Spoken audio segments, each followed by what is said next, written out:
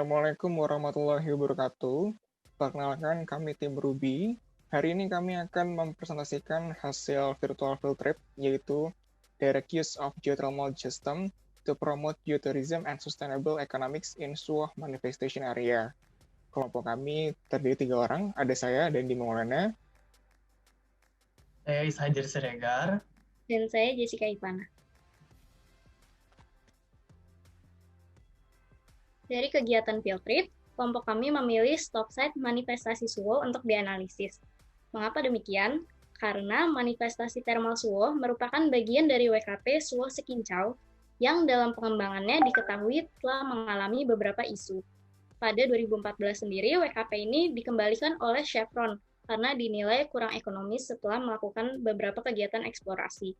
Kemudian, pada tahun 2019, Star Energy mengangkat kembali WKP ini untuk eksplorasi lebih lanjut. WKP ini ditargetkan memiliki kapasitas total 495 MW yang diharapkan bisa menjadi jawaban untuk krisis energi Lampung sebesar 600 MW. Suwoh sendiri juga memiliki beberapa kompleks wisata. Kemudian, kami dapat mensintesis beberapa isu utama dari manifestasi Suwoh ini. Yang pertama, lokasi daripada sistem geotermal yang berada di kawasan Taman Nasional.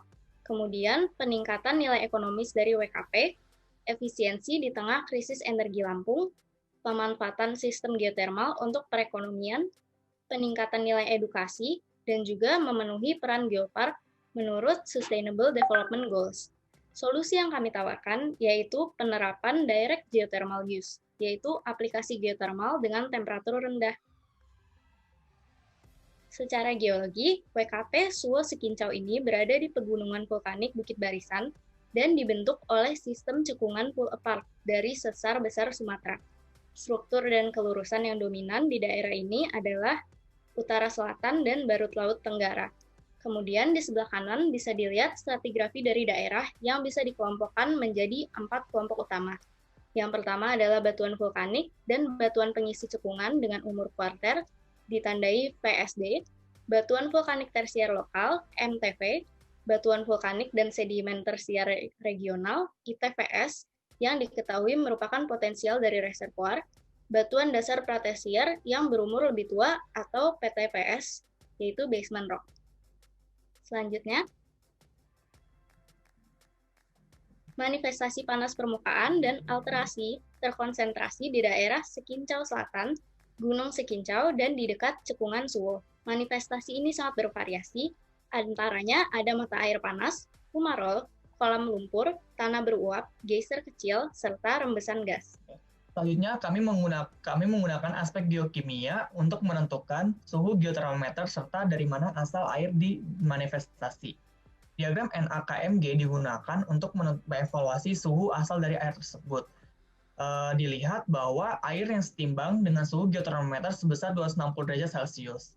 Selain itu, plot isotop digunakan untuk menentukan daerah dari mana air di daerah manifestasi. Plot isotop stabil menunjukkan bahwa sebagian besar sampel mata air menunjukkan komposisi isotop lebih berat dibanding dengan air sungai di wilayah prospek Sekincau Selatan.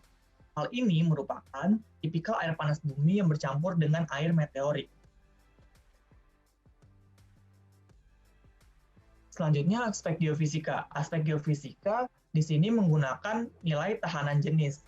Distribusi dari konduktivitas tinggi atau resistivitas rendah dapat menunjukkan penyebaran dan kemenerusan tudung lempung yang melingkupi daerah manifestasi panas bumi.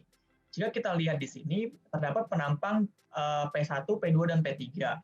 Penampang tersebut memiliki anomali resistivitas rendah di daerah dangkal, yang mana anomali resistivitas rendah ini dapat menunjukkan daerah prospek dari panas bumi.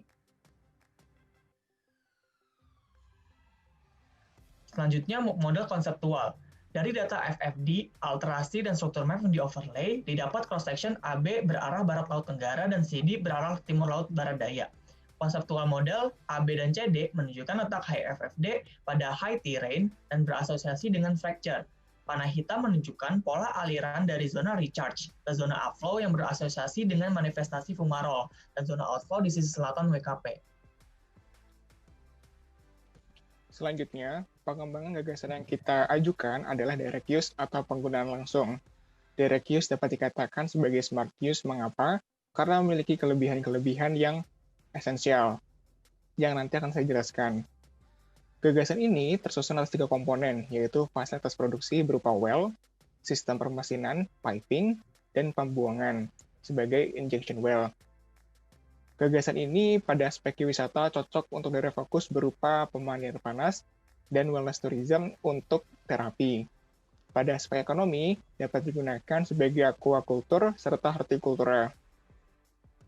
Letak Lampung yang berada pada kondisi tropis mengakibatkan agrikultur sangat cocok digunakan untuk masyarakat sekitar, seperti pemanfaatan greenhouse untuk meningkatkan variasi tanaman dan mengontrol kelembapan.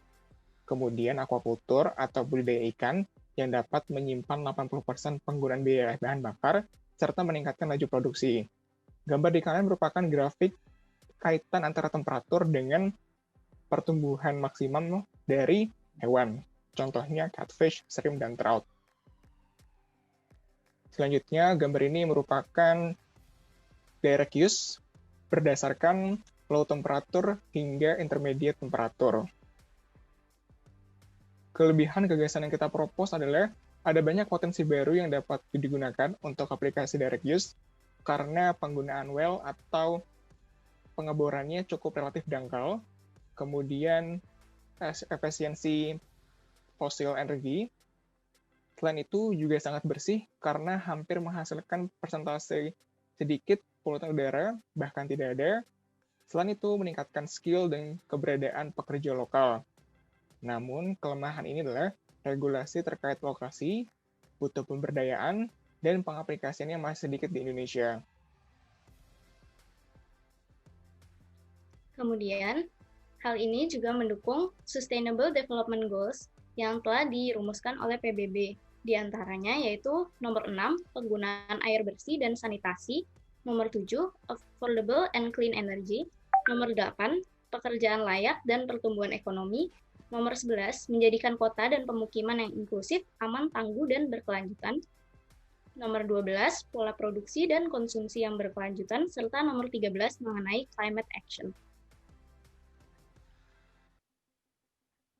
Maka kita bisa menarik kesimpulan bahwa manifestasi Suwo merupakan daerah dengan potensi-potensi geowisata dan energi, di mana penerapan direct geothermal use dinilai sangat menguntungkan bagi perekonomian masyarakat setempat dan menyediakan energi bersih yang terbarukan serta membuka lapangan kerja baru bagi masyarakat.